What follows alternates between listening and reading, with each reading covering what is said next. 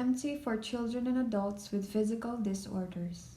So basically, it affects motor functioning, cognitive, communication, social, and emotional. So it's not just about motor functioning. So there are three types of classification: congenital, chronic, acquired, or acute. Congenital meaning it is present at birth. Chronic, it is genetically caused, however, it will appear later. Acquired or acute results from trauma, disease, disorders of growth, and development.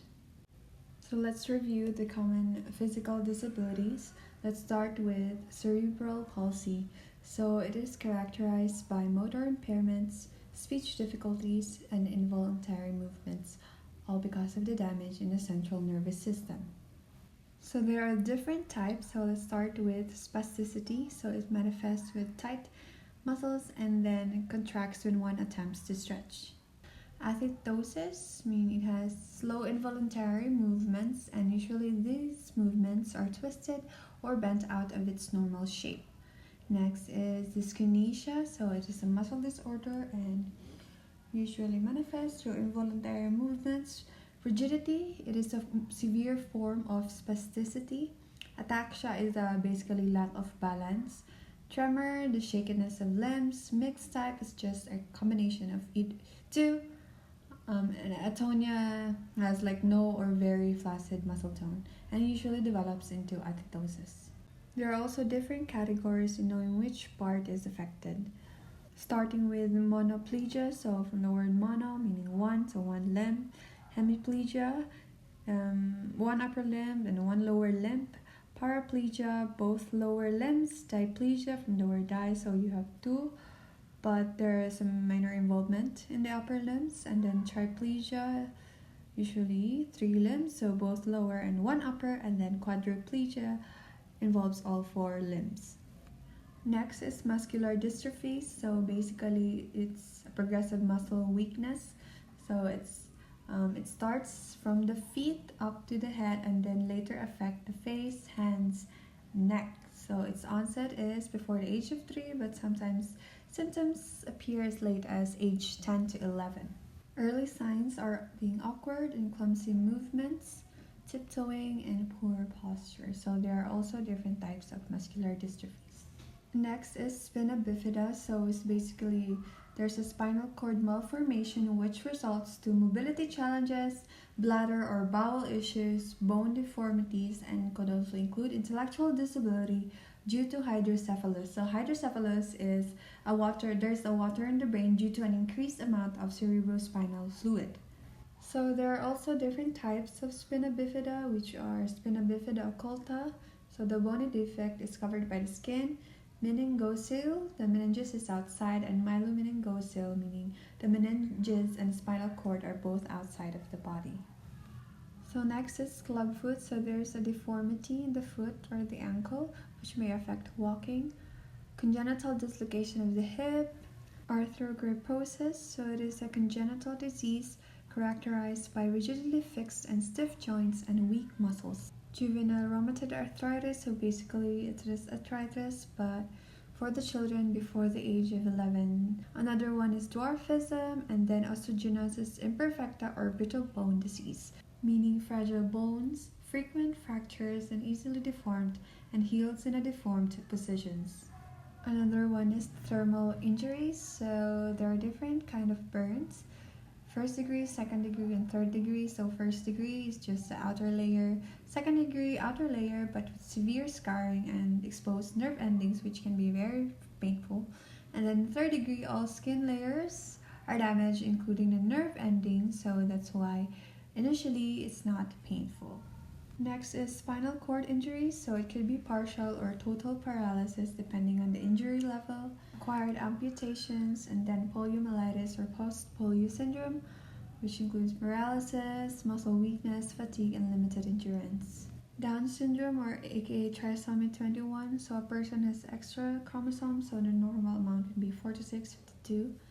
And then signs and symptoms, so there's that, and then repetitive behaviors, fascination with and staring at lights, ceiling fans, or fingers, then receptive language problems, and then spoken language may be absent or highly repetitive.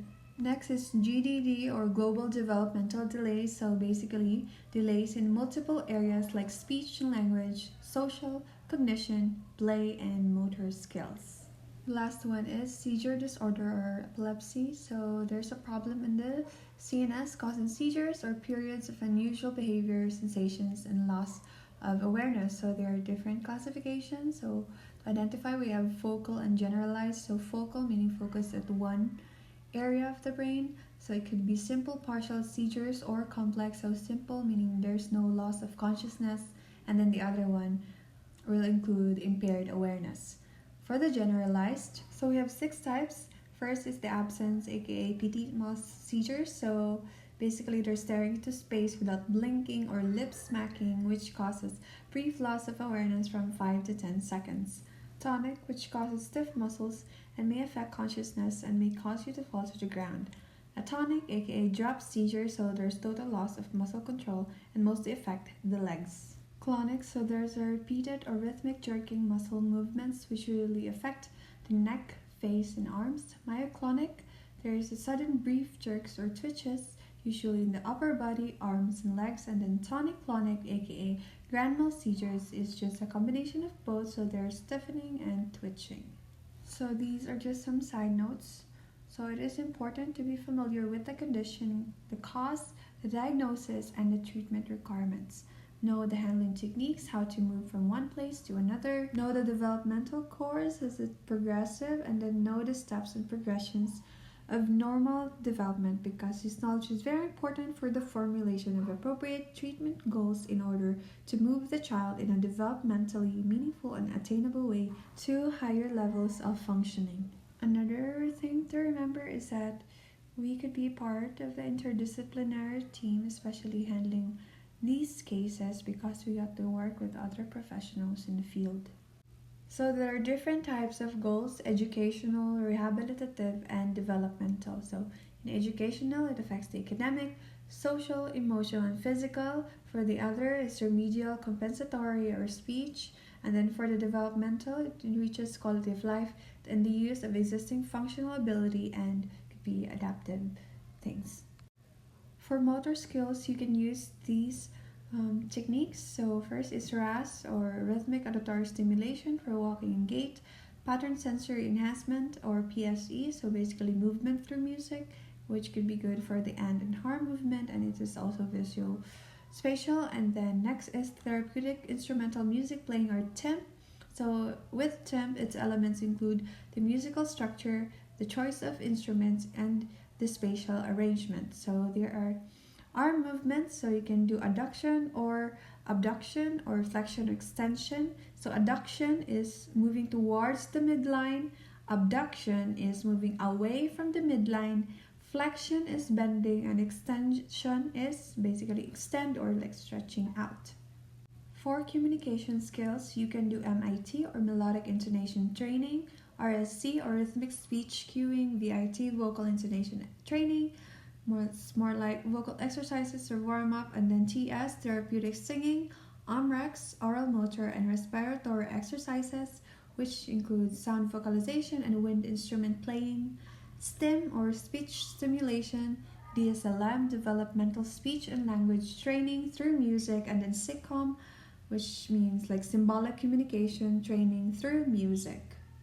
For cognitive skills, so cognitive includes the executive functioning, attention, and memory. So you can use these techniques, MSOT or musical sensory orientation training, usually for those who are in lowered state of consciousness, so you can use them to orient them.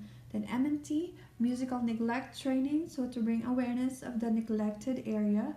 APT or auditory perception training, so audio discrimination and identification. Then MACT is musical attention control training. Inattention, so there are different types. Focus, meaning we have a direct focus to one and exclude other stimuli. Sustained, aka concentration, so you can hold attention over time. Selective is you can avoid distractions while focusing on one. Then shifting is alternating from one stimuli to another. And then divided is basically multitasking, or you can sustain between two things. In memory training, it features the structure, distinctive material, and retrieval. Next is MMT, or the musical mnemonics training, and then AMMT, associative mood and memory training, which induces mood and access its memory through it. And then MEF is musical executive function training, so you can do group improvisation or composition, which includes like organization, problem solving, decision making, reasoning, and comprehension. And then the last three skills that you can help develop through music activities such as lyric analysis, improvisation, music playing, and many more. So that's it. Thank you so much for listening and reviewing with me. So I made this video basically for me because like there's no uh, videos materials that can be seen in YouTube, especially in these cases. So yeah, bear with me. Thank you.